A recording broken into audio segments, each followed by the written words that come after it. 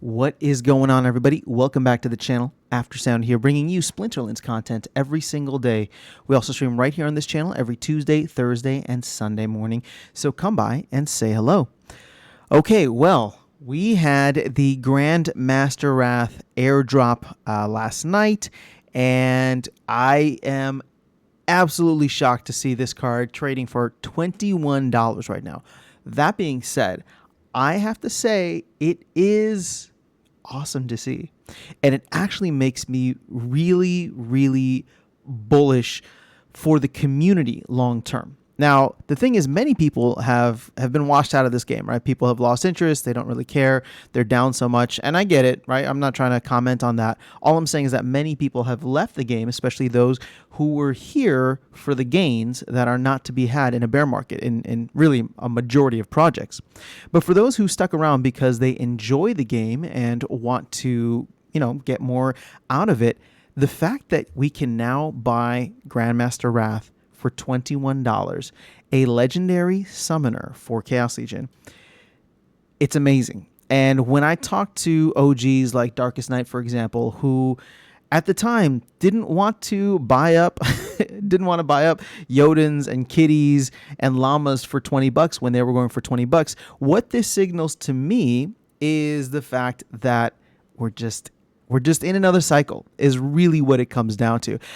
You hear it all the time from a lot of the older players saying, like, this reminds me so much of, such and such, beta, untamed, alpha, whatever the case is. And it's hard to put yourself in those shoes because we didn't live it, right? And I'm with you guys. I started in August of 2021, so we didn't live that.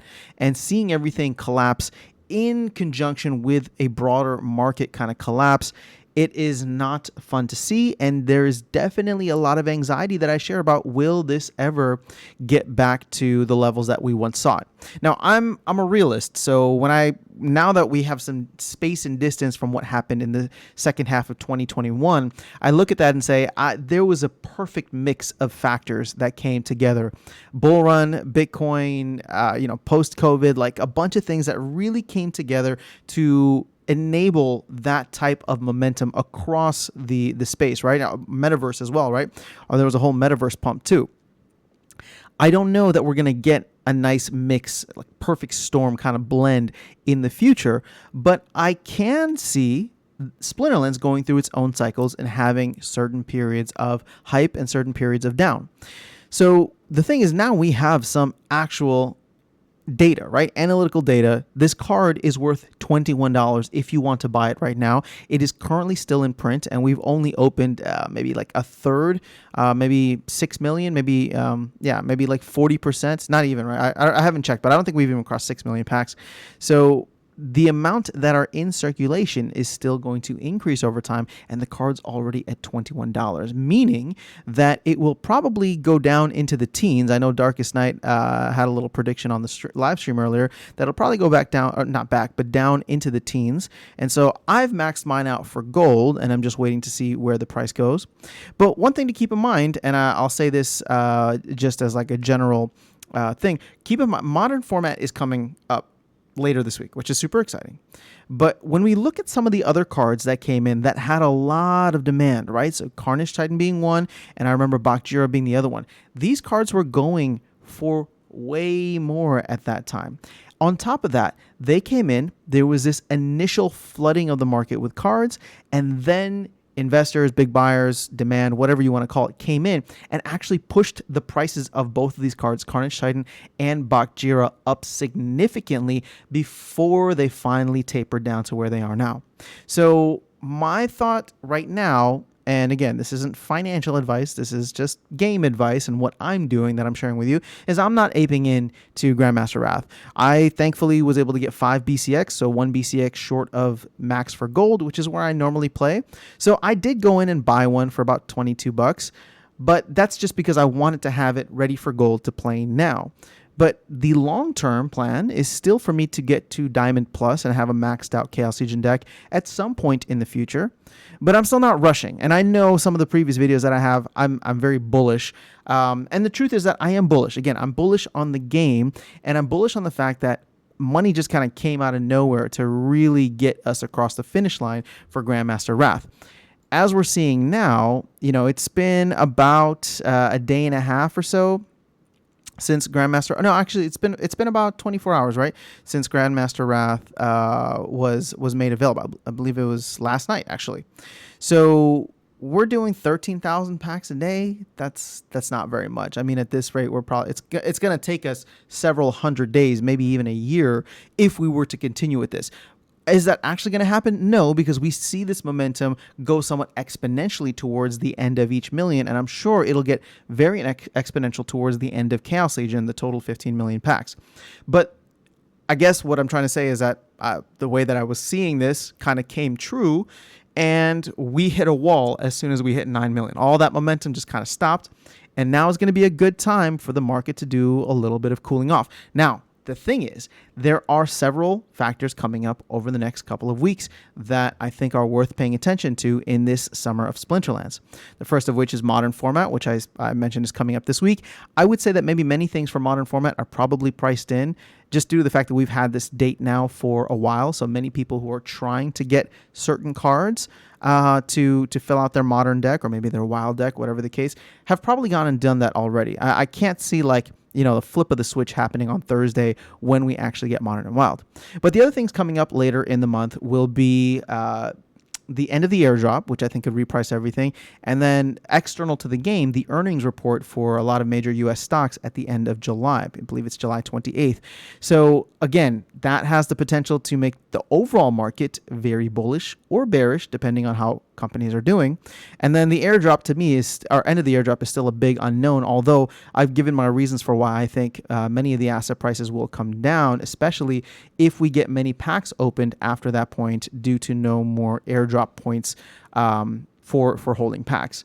So don't FOMO in. And I think that this is a great sign. Now, will this last forever? I have no idea. I don't know how long we kind of stay in this bearish, sideways, whatever type of market. But the fact is, it's still a good opportunity to get in. And it makes me bullish in the sense, and maybe I shouldn't be using bullish. Let me use the word excited. It makes me excited about the upcoming legendary summoners. So when we unlock the next one, which I believe is Fire, that they'll all be kind of in this affordable range for a while. The most bullish prediction we have so far is Aggro's prediction that we're going to sell out in November. I don't know that we're going to sell through several million packs in a couple of days. We did sell through 100,000 packs in a day or so, it seems. So the possibility is there. But between now and then, I think that there's still a lot of time to be accumulating, leveling up, and once that happens, I don't know what happens to the market once packs are sold out, but I can imagine some type of price gouging or markups. People are definitely going to try to take advantage, and all the people who are holding right now through the bear market are definitely going to try to take advantage at that time of the fact that they're holding all these assets, and anybody who wants them now will have to pay a premium. But until we get there, it's going to be tough to say.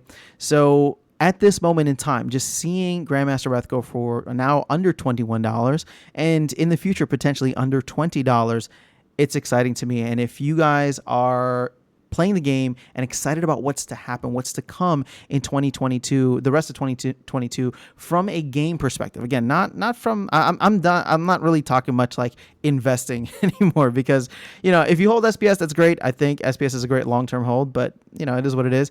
And cards, it's hard for me to view them as investments now. I just like playing with them. So I buy only what I want to play with. And I think Grandmaster Wrath is one worth having. Now, I haven't even played with him yet. I haven't played a single game outside the test server, of course. But I look at this card. I've seen a lot of positive feedback so far within the community. And to me, it's a legendary summoner. One of 6 that will be available. Actually, really, one of 12. And I know I'm not going to count Camille and I'm not going to count Quicks, but one of 12 that will be playable in Modern Format for the next year, foreseeable year, whenever Rebellion ends up coming out. So having this card, I think, would be great to have in your collection. But again, maybe you don't play Life. Maybe it doesn't really matter to you. I'm just shocked and pleasantly surprised, I should say, by where the price is at now, because to me, this is quite affordable. And I know that affordable is a word that rings true very differently for people in different parts of the world and under different circumstances. But I was expecting, and if we go back to the market here, I was really expecting it to be significantly higher, closer to either Dr. Blight or closer to Chantius at 90. So I mean, I guess those are both there. I wouldn't have been surprised to see this card going for $50 for a while, right? I thought it would take a while for it to taper down, but here we are, $20. Can it go lower? Potentially. Do people think it will? Yes. Do I think it will? I think so. I think there's a strong argument that it could, if we're already at $20, that it can go a little bit lower considering what's coming up. But, if you think that this is a good price point to get in, I wouldn't say that. I bought mine. I bought my extra one today for 22. It's already down $2, but I'm not thinking about it because now I can play with it, and I'm very excited about that. So that's all I have for you guys in this video. Just want to do a little post-game analysis on Grandmaster Wrath and where the price has gone and how I'm kind of seeing things over the next couple of months with the next legendary summoners. It makes me very excited. Like I said, it makes me very excited that these legendary summoners are going to be affordable to those who have stuck around, are playing the game now, and hopefully we'll be able to accumulate while we stay in this down market. I know we don't want to be in this down market, but trust me, if the prices skyrocket tomorrow, I will feel regret for not maxing out my Chaos Legion deck. Not even maxing it out for gold, right? Let alone maxing it out in general. So that's all I have for you guys in this video. Have an amazing rest of your day. Let me know how Grandmaster Wrath has been for you and how you're feeling about the next couple summoners coming out from a price standpoint. I will catch you all in the next video, and I will see you around the game. Take care.